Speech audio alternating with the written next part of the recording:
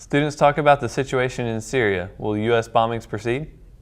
And how about that Tennessee waitress who received a racial slur instead of a tip? The patron denies writing it.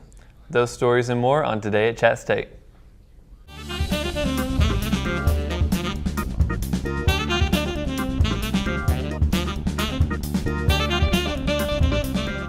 Hello ChattState, I'm Derek Dameron. And I'm Trent Knox. So Derek, what's new with you? Not much, man. Just happy to get through another week. I'm actually going to see the Braves tomorrow. Nice. We'll talk about them later on in the show. Cool. Looking forward to hearing about it. As President Obama continues to debate how to move forward in Syria, two very different strategies have emerged, including a diplomatic approach that would avoid using military force. The question is the U.S. ready to trust Russia? Tori Dunham has more.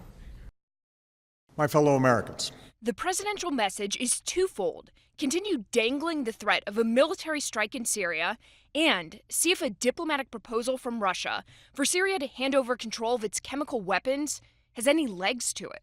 It is simply the case that Russia has not been constructive or helpful on this matter for the last 2 years. There is an opportunity here. The administration says it's wary of delaying tactics, taking the trust but verify approach. It's a sentiment echoed by many on Capitol Hill. I think we all have, or most of us, at least I do, have severe reservations about trusting the Russians. What is their motive here? There seems to be some potential, but let's not kid ourselves. The chances of this happening are a lot less than 50%, but it's worthy of pursuit. The vote in Congress for a military strike on Syria has been delayed per the president's request. Many members still undecided about which way they'd go. The public debate so serious that even past presidents are weighing in.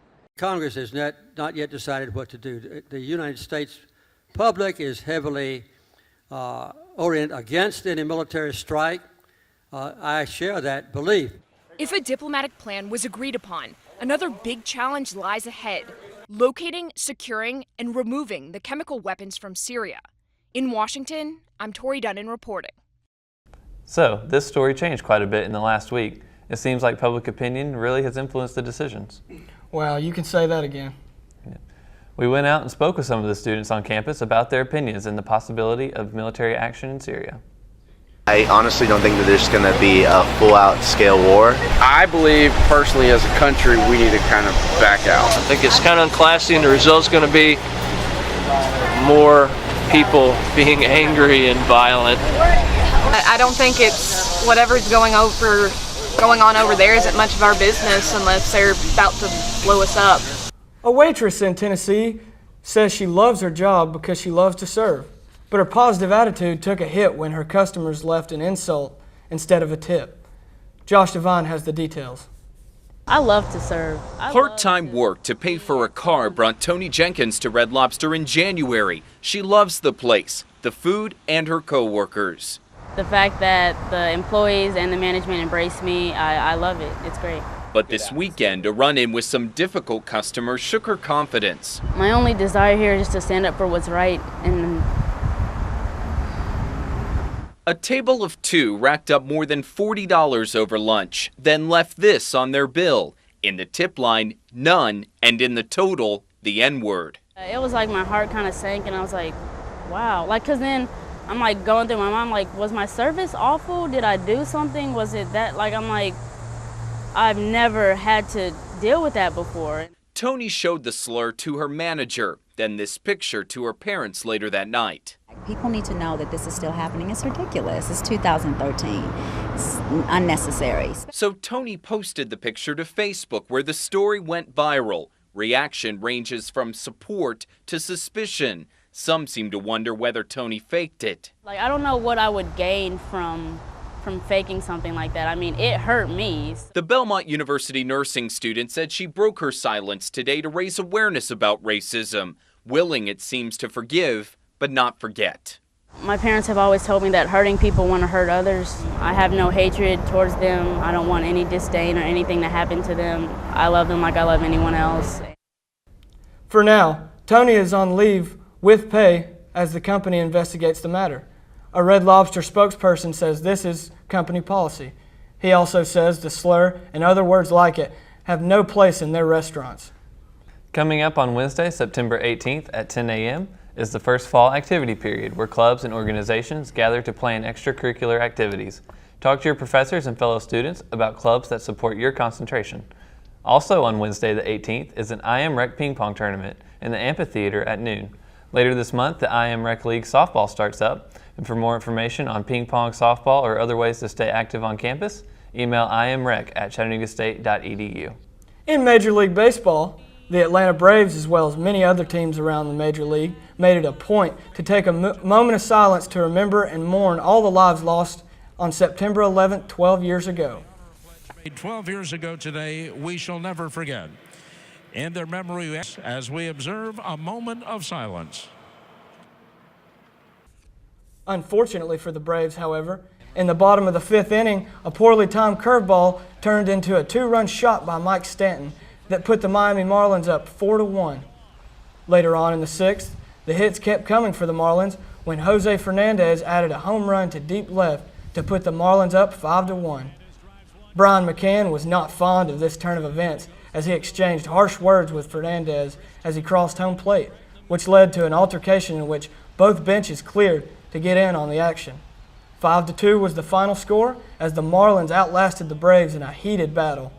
For top plays around the MLB, the Kansas City Royals first baseman Eric Hosmer made headlines yesterday with a spectacular snow cone grab that helped Kansas City win the game by a score of 6-2. A drugged husband waking up from an operation is smitten with a stranger. Wait, that's no stranger. It's his wife. Jan Moose explains. He seemed to be waking up after a hernia operation, eating a cracker, when his eyes focused on the woman beside his bed. Did the doctor send you? Man, you are eye candy. The prettiest woman he's ever seen, he said. My name's Candace. I'm your wife. You're my wife? Yeah. Holy The YouTube video entitled Seeing Her for the First Time again has women gushing. That time when you laugh and cry in your cube at the same time watching a video at lunch. Can we have children? Not yet. Man, have we kissed yet? Even female co-hosts were smitten over how smitten Jason Mortensen was. Whatever he's on, every man should be on. Yeah. Some skeptics cried fake. Well, we got hold of the love-struck husband on the phone, and he assured us it was all true. He gave us the name and number of his doctor to verify the surgery. American Fork Hospital in Utah confirmed that Dr. Paul Robinson performed surgery on Jason back on August 21st. Jason says his wife, Candace, has been by his side through 5 surgeries in the 6 years they've been married. But who's counting? How long have we been married? A long time. Oh my God, I hit the jackpot. Not since the YouTube video David After the Dentist surfaced. Is this real life? Yeah, this is real life. Has a sedated person awakened such interest on the web? Whoa, your teeth are perfect. Jason told me on the phone that he was a little reluctant to post the video because, for one thing, he didn't like that he swore. Holy Something he doesn't usually do. Blame it on the anesthesia. Might as well blame this on it, too. Turn around for a minute. No. Responded one poster, turn around. Men are all the same, even when they're all doped up, LOL. But not many guys get to experience love at first sight twice. Ginny Mo, CNN. You're my wife? New York.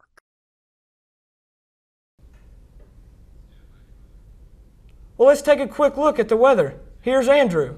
The skies look pretty sunny through the weekend, and with isolated thunderstorms coming in on Monday and Tuesday of next week, high is going to be in the mid to upper 80s this weekend and lower 80s for next week. Starting to look like and feel like fall eventually. Back to you. Thanks, Andrew. Well, that's it for today at Chat State. Be sure to check us out online and at Comcast Cable 3. Thanks for watching.